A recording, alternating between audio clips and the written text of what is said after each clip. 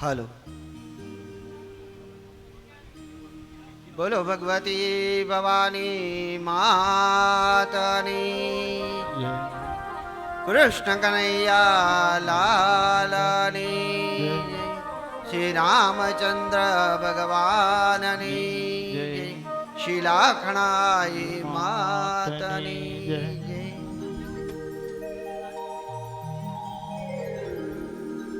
મા જગદંબાની અસીમ કૃપાથી કરી